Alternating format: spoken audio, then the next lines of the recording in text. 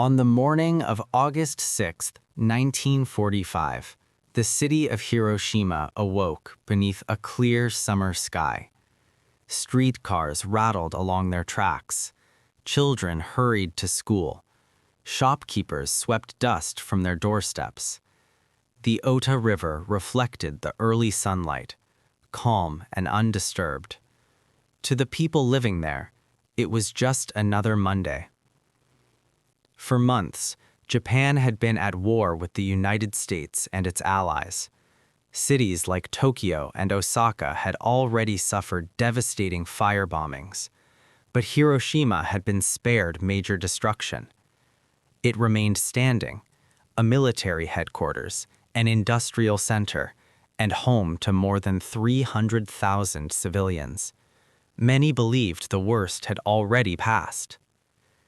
Far across the Pacific, however, decisions were unfolding that would determine the city's fate. Germany had surrendered in May. The war in Europe was over. But in the Pacific, the fighting continued with extraordinary intensity. American forces had battled island by island, facing fierce resistance in places like Okinawa. Casualty estimates for a full invasion of mainland Japan were staggering. Inside Washington, a new president faced a decision unlike any in history. Harry Truman had been in office for less than 4 months when he learned of a secret weapon developed under the Manhattan Project. On July 16, 1945, in the New Mexico desert, the first atomic bomb was successfully tested. Witnesses described the explosion as brighter than the sun, a force powerful enough to alter the future of warfare forever. The weapon now existed. The question was whether it would be used. Military advisors warned that invading Japan could cost hundreds of thousands of American lives and potentially millions of Japanese lives.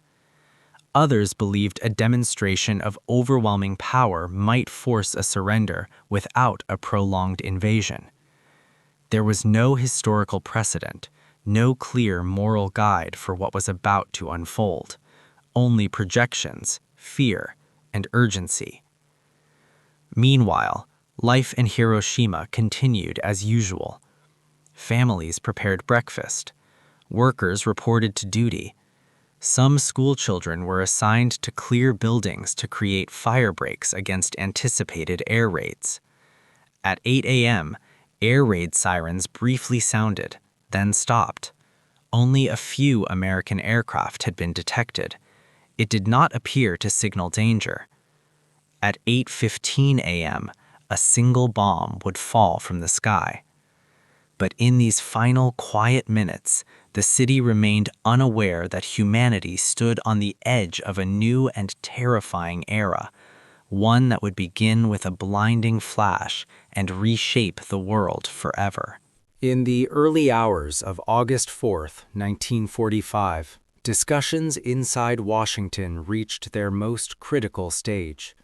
The war in Europe had ended, but Japan had not surrendered. Despite months of bombing, naval blockades, and mounting losses, its leadership showed no clear sign of yielding.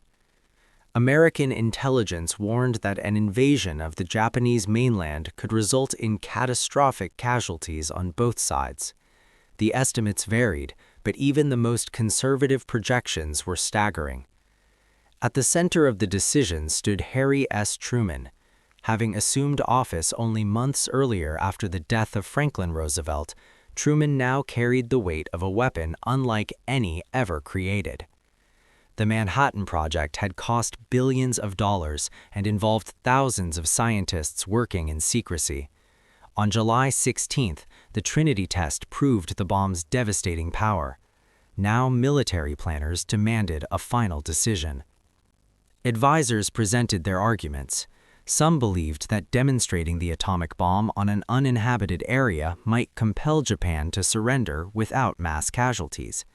Others feared that a demonstration could fail or that Japanese leaders might still refuse to yield. A full invasion, Operation Downfall, remained the alternative, but planners anticipated fierce resistance, drawing lessons from battles like Okinawa, where casualties had been immense. There was also the geopolitical reality. The Soviet Union had promised to enter the war against Japan. American officials understood that the longer the conflict continued, the greater Soviet influence in East Asia might become. Ending the war quickly carried strategic importance beyond the battlefield. A target committee had already selected potential cities. Among them was Hiroshima, chosen for its military significance, industrial capacity, and the fact that it had remained largely undamaged by previous bombing raids. This made it an ideal location to measure the bomb's impact. The order was finalized. The atomic weapon, codenamed Little Boy, would be delivered by a B-29 bomber. The mission was set for August 6, weather permitting. The aircraft chosen for the task was the Enola Gay, piloted by Colonel Paul Tibbets. As preparations moved forward, the decision became irreversible. There would be no warning beyond a general leaflet campaign already underway in other cities. No second thoughts once the plane took off. For Truman, the choice was framed as a means to end the war swiftly and save lives in the long run. Yet even among those involved, there was an awareness that they were crossing into uncharted moral territory. Within 48 hours, the course of human history would shift, not through gradual change, but in a single, blinding moment. At 2:45 a.m. on August 6, 1945, under the cover of darkness on the island of Tinian in the Pacific, a silver B-29 bomber began its takeoff roll. Its name was the Enola Gay.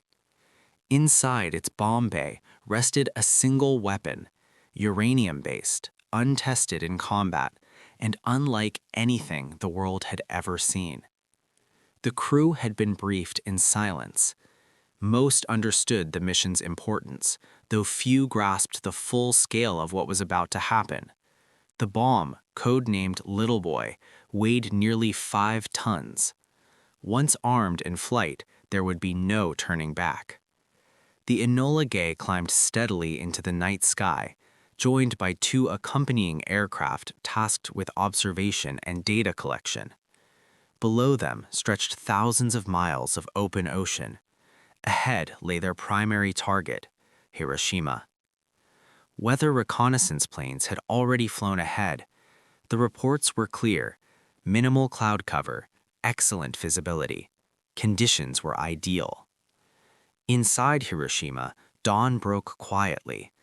By 7 a.m., the city was alive with movement. Office workers cycled across bridges, streetcars filled with passengers. Children assembled for morning duties, some assigned to demolition work to reduce fire risks from future air raids. The sky above was bright and nearly cloudless.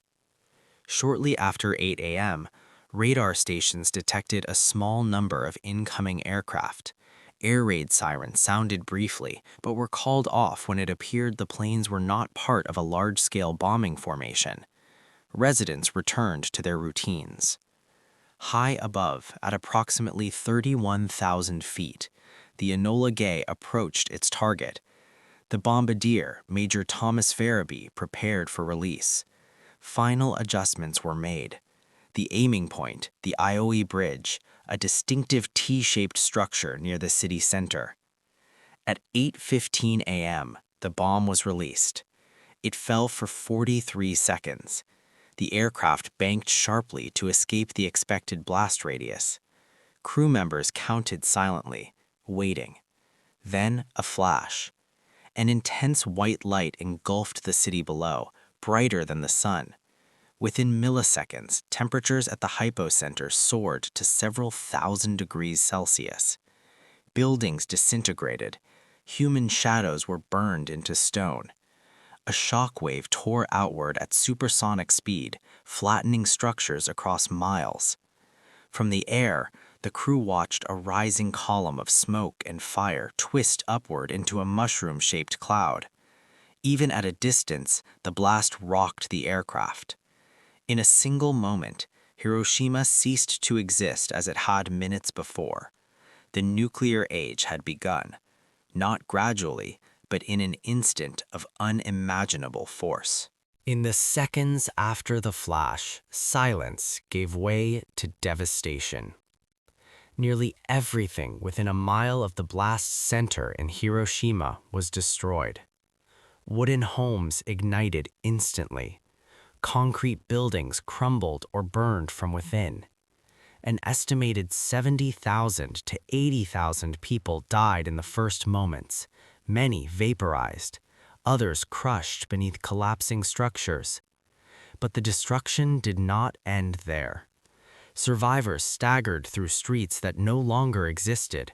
Skin hung from their arms.